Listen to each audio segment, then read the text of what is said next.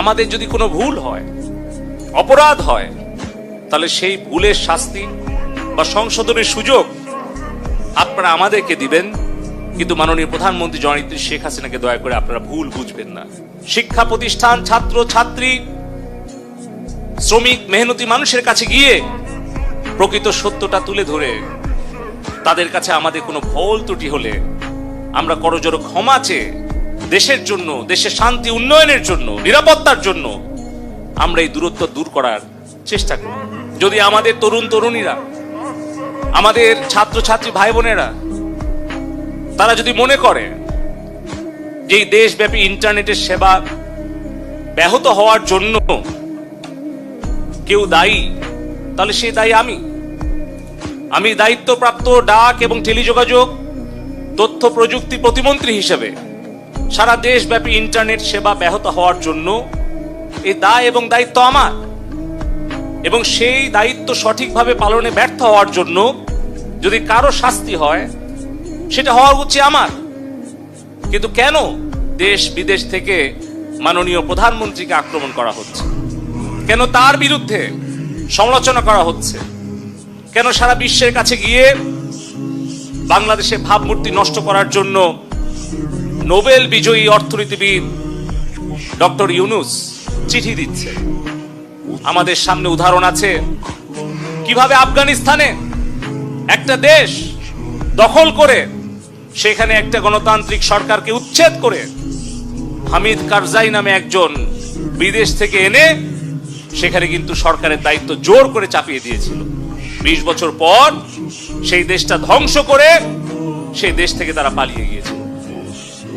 এই বাংলাদেশ নিয়ে আবারও ওই রকম হামিদ কারজাই মার্কা একটা সরকার বসানোর জন্য বাংলাদেশে কিছু মুখোশধারী স্বাধীনতা বিরোধী চক্রান্তকারী বিদেশের এজেন্ট তাদেরকে গুছিয়ে আপনারা দেখবেন যে তারা টেলিভিশনের সামনে এসে অনেক ভালো ভালো কথা, মিষ্টি মিষ্টি কথা বলছে, কিন্তু তাদের পেছনে যে ষড়যন্ত্র সেটা হয়তো উদ্ঘাটন করতে আমাদের সময় লাগবে, সেটা হয়তো দেশের জনগণকে উপলব্ধি করতে সময় লাগবে।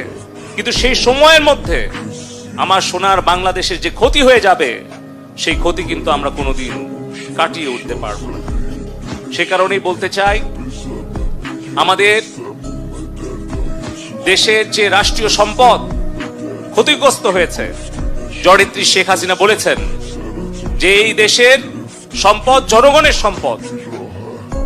এই বাংলাদেশে এলিভেটেড এক্সপ্রেসওয়ে, মেট্রো রেল, আমাদের স্বপ্নের পদ্মা সেতু, ডিজিটাল বাংলাদেশের যা কিছু অর্জন, এই সব কিছু কিন্তু জনগণের কষ্টার্জিত ট্যাক্সের পয়সা দিয়ে হয়েছে।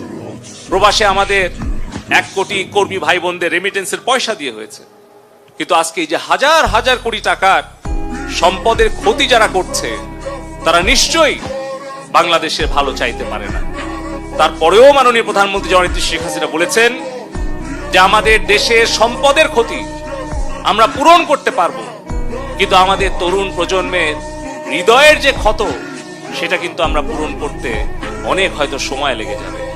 সে কারণে আমি বলতে চাই, আমাদের কারো যদি দায়িত্বে কর্তব্যে অবহেলার কারণে, আমাদের ব্যর্থতার কারণে যদি আমাদের তরুণ প্রজন্ম আমাদেরকে ভুল বুঝে আমাদের প্রতি ক্ষুব্ধ হয়, তাহলে সেই দোষের শাস্তি আমরা পাই। যদি দায়িত্বে কর্তব্যে আমাদের অবহেলা হয়, যদি আমাদের সেই শাস্তি ভোগ করতে হয়, আমরা সেই শাস্তি ভোগ করতে প্রস্তুত আছি। যে কোনো সিদ্ধান্ত মাথা পেতে নিতে রাজি আছি।